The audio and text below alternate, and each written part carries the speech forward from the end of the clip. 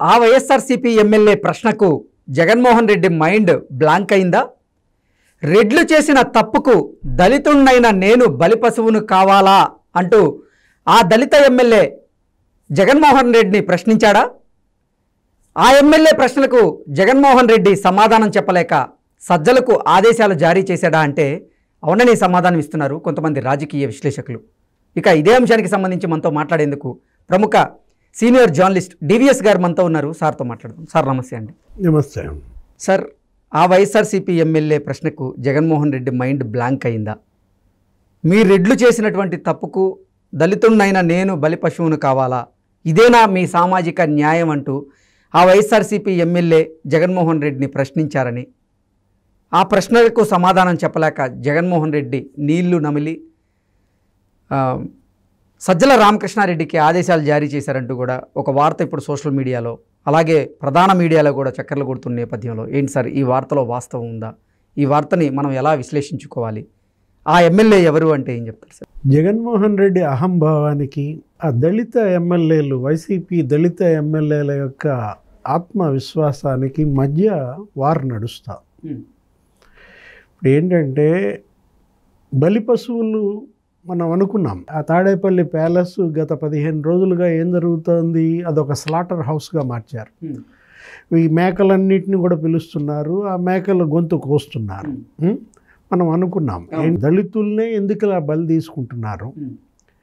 ఇప్పుడు మీ కుటుంబ సభ్యులు, గతంలో మీ బంధువులు, మొన్న ఎన్నికల్లో గెలిచిన వాళ్ళు ఎంత మెజార్టీతో గెలిచారు? 2000 ఓట్లతో జస్ట్ చావు తప్పి కన్నులొట్టబోయి గెలిచినటువంటి మీ మేనమామ రవీంద్రనాథ్ రెడ్డి, అతను పిలవవా కౌన్సిలింగ్కి? అతని సీటు మార్చవా? ముందు బలి చేయాల్సింది వాళ్ళను కదా. ఇప్పుడు ఈరోజు తిరగబడింది ఎవరు?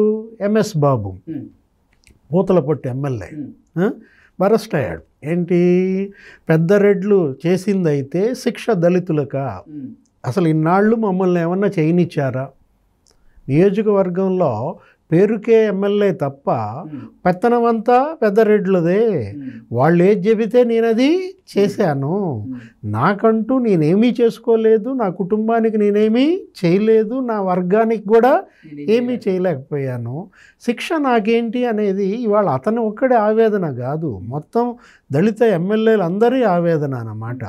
ఒక పక్క మీరు చాలా మంచివారు, కానీ నియోజకవర్గంలో మీకు ప్రజల వ్యతిరేకత ఉంది అంటే మంచివారని చెబుతూనే ప్రజల్లో వ్యతిరేకత ఉందని చెప్పి బుజ్జగించేటువంటి ప్రయత్నం చేశారు ఎంఎస్ బాబుని జగన్మోహన్ రెడ్డి. కానీ ఎంఎస్ బాబు సూటిగా జగన్మోహన్ రెడ్డికి ఒక ప్రశ్న సంధించారు. ఆ ప్రశ్నకు సమాధానం చెప్పలేకపోయారు జగన్మోహన్ రెడ్డి, నీళ్ళు నవ్వులారు. జగన్మోహన్ రెడ్డిని ఎంఎస్ బాబు కడిగి పారేశారు అంటూ కూడా సోషల్ మీడియా ఇప్పుడు కోడైకి వస్తుంది. అదే ప్రశ్న ఏంటి, నా మీద వ్యతిరేకత నేనేం చేశానని? నేనేం చేయలేదు కదా. ఇప్పుడు నేనేమన్నా చేస్తే వ్యతిరేకత వస్తుంది. నాతో ఏమైనా చేయనిచ్చారా మీరు? అన్నీ మీరే చేశారు కదా. ఇప్పుడు ఇప్పటిదా అదే బొమ్మరిల్లు సినిమాలో డైలాగ్ ఉంటుంది, ఇప్పటికీ నా చెయ్యి నీ చేతిలోనే నలిగిపోతుంది కదా అని వాడు కొడుకు అంటాడు నాన్నని. వాడిని ఏమీ చేయనీయలేదు కదా. వీళ్ళందరూ కూడా ఇప్పుడు దళితుల్ని నలిపేశారు. దళిత ఎమ్మెల్యేలకు స్వతంత్రతే లేదు, వాళ్ళకి ఏమాత్రం స్వేచ్ఛ లేదు. ప్రతి దళిత నియోజకవర్గంలో కూడా పైన పెత్తనం అంతా పెద్ద రెడ్లదే అని ఇవాళ ఆయనే బాహాటంగా చెప్పాడు. ఎవరు? ఎంఎస్ బాబు. వ్యతిరేకత నా మీద ఎందుకు వస్తుంది? జగన్మోహన్ రెడ్డి మాత్రం నా దళితులు, నా ఎస్సీలు, నా ఎస్టీలు, నా బీసీలు అంటూ ఇలా మాట్లాడుతూ ఉంటారు ప్రతి సభలో కూడా. అదే మాటల్లో తేనె, చేతల్లో కత్తులంటే ఇదే అన్నమాట. ఇప్పుడు పక్కనున్నది ఎవరు? పెద్దిరెడ్డి రామచంద్రారెడ్డే కదా పెత్తనం అంతా. ఆయన ఎవరికి చెబితే వాళ్ళకే సీట్లు. ఆయన మాట శిలా శాసనం. ఎక్కడ? చిత్తూరు జిల్లాలో. ఆయన్ని దాటి ఒక అడుగు వేసే ప్రసక్తే లేదు. ఇంకా పై ఎత్తున సజ్జల రామకృష్ణారెడ్డి, వైవి సుబ్బారెడ్డి అంతా వీళ్లే కదా. ఇప్పుడు అదే అంది ఆయన ఏమని, పెద్ద రెడ్లదే కదా మొత్తం అంతా పెత్తనం, మేమేం చేసామని ఎంఎస్ బాబు ఆవేదన ఇవాళ స్పష్టంగా కనపడుతోంది. ఇప్పుడు ఉండవల్లి శ్రీదేవి ఎక్కడ? తాడికొండ. ఏం జరిగింది? ఆమె అసలు గుండె లబ్డబ్ అనదు ఆమెది. ఏంటి, జగన్ జగన్ అంటుంది.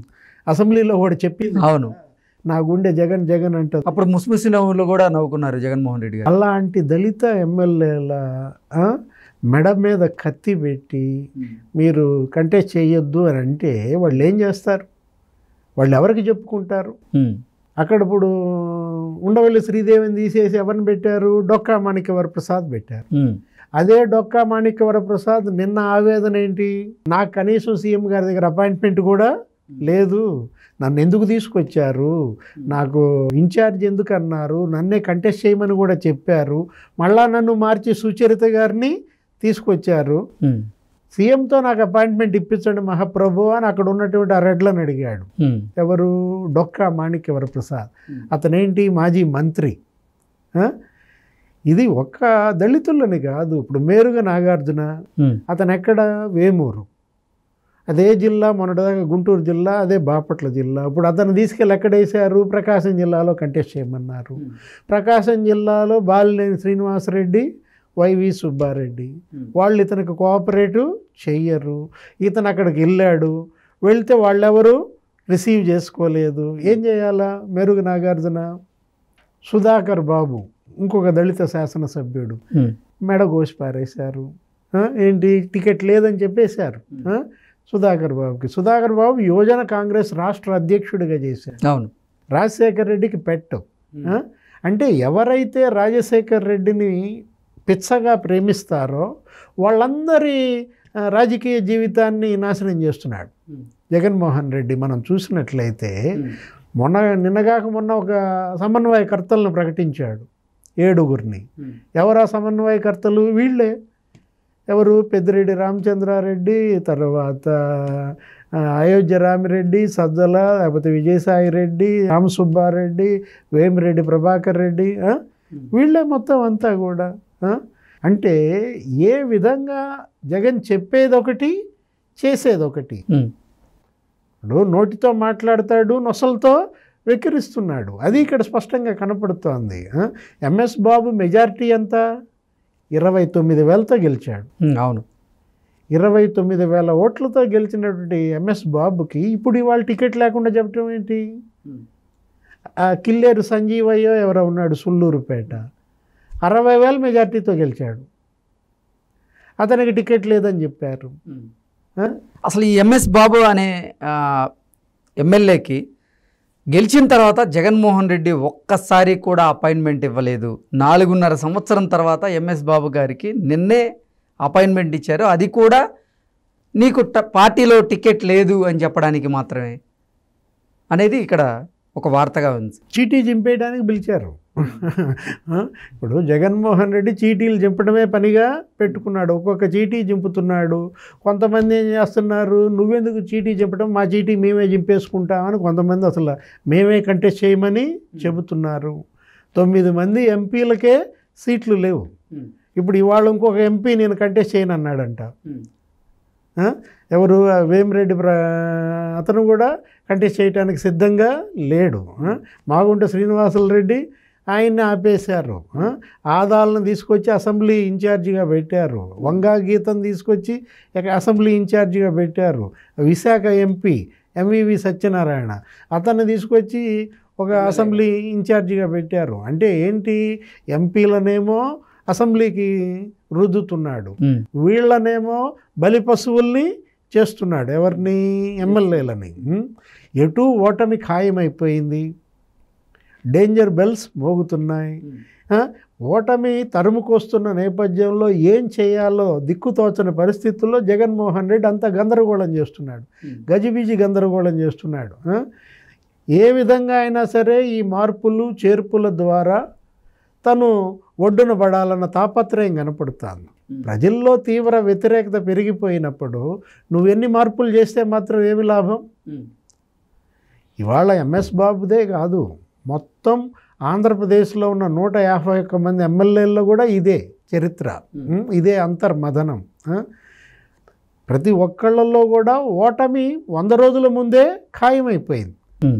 కొంతమంది ఏంటి? అసలు కంటెస్ట్ చేయొద్దు అంటే మరీ మంచిది, మా డబ్బులన్నా మిగులుతాయి అనుకుంటున్నారు. కంటెస్ట్ చేసి డబ్బులు ఖర్చు పెట్టి మళ్ళా ఓడిపోతే అది మళ్ళీ నగుబాటు. ఈసారికి మనం వెనక్కి ఆగితేనే మంచిది, ఆయన ఎటు వద్దంటున్నాడు కదా అంటే ఏంటి, రోగి గోరిందే వైద్యుడు ఇస్తున్నాడు అన్నమాట. ఇది పరిస్థితి. తన గొంత తను దవ్వుకుంటున్నాడు. నా ఎస్సీ, నా బీసీ, నా ఎస్టీ, నా ముస్లిం అని నోటి మాటలతో కాదు కదా చెప్పాల్సింది, చేతల్లో చూపించాలా. ఇవాళ జగన్మోహన్ రెడ్డి ఇవాళ ప్రధాన దోషిగా ఆంధ్రప్రదేశ్ ప్రజల ముందు మిగిలిపోయాడు. ఇదేనా సామాజిక న్యాయం అంటూ కూడా ఆ ఎమ్మెల్యే ప్రశ్నించారు. ఆయన ప్రశ్నలకు అసలు సమాధానం చెప్పలేక జగన్మోహన్ రెడ్డి సామాజిక సాధికార బస్సు యాత్రలు పెట్టారు, అది కాస్త తుస్సు యాత్ర అయింది. అసలు సామాజిక యాత్ర కాదు, అది సామాజిక సంహార యాత్ర. ఇది సామాజిక సంహారం అన్నమాట. ఏది, ఇప్పుడు ఎంఎస్ బాబుని సంహరించారు రాజకీయంగా, సామాజిక సాధికార యాత్ర కాదు, సామాజిక సంహార యాత్ర అన్నది ఎవరు, సిపిఎం నాయకుడు అన్నాడు, బివి రాఘవులు అన్నాడు. ఆ మాట మనం అనేది కాదన్నమాట. అంటే ఏ విధంగా ఎస్సీ, ఎస్టీ, బీసీ, ముస్లింలను సామాజిక సంహారం జరుగుతోంది అనేది ఇవాళ తెలుగుదేశం పార్టీయే కాదు, జనసేన, బీజేపీ వీళ్ళే కాదు, సిపిఐ, సిపిఎం అందరూ చెప్తున్నారు. ఇన్ని పార్టీలు జగన్మోహన్ రెడ్డి సామాజిక న్యాయం నేతి బీరలో నెయ్యి చందమే, అది సామాజిక యాత్ర కాదు, సామాజిక సంహార యాత్ర అనేది ఎంఎస్ బాబు ఉదంతంతో మరోసారి ఇవాళ మనకి బయటపడింది. దళితుల్లో, బలహీన వర్గాల్లో నాయకత్వం ఎదిగి రావాలంటే కొన్ని దశాబ్దాలు పడుతుంది. ఇవాళ బాలయోగి అంతటాడు లోక్సభ స్పీకర్ అయ్యాడంటే ప్రోత్సాహం ఇవ్వబట్టి, తెలుగుదేశం పార్టీ ఇచ్చినటువంటి ప్రోత్సాహంతో బాలయోగి ఎంపీ స్థాయి నుంచి లోక్సభనే అతను స్పీకర్ అయ్యాడంటే, ప్రతిభా భారతి అసెంబ్లీ స్పీకర్ అయ్యారు అంటే చట్టసభలకే అధినేతలుగా ఎస్సీలను చేసి తెలుగుదేశం పార్టీ సామాజిక న్యాయం చేసింది అనేది ప్రజల్లో ఇవాళ చర్చ. మరి నువ్వు చేస్తోందేంటి, 29,000తో 40,000తో 60,000 ఓట్లతో గెలిచిన వాళ్ళకి మళ్ళా మరుసటి ఎన్నికల్లో సీటు లేకుండా చేస్తారా? ఇప్పుడు ఎంఎస్ బాబు మళ్ళా ఈ స్థాయికి ఎదగాలంటే ఎన్నేళ్ళు పడుతుంది? నాయకత్వం పెంచడానికే నాయకుడు ఉండాలి కానీ నాయకత్వం తుంచేవాడు నాయకుడు కాడు. Okay sir, thank you so much.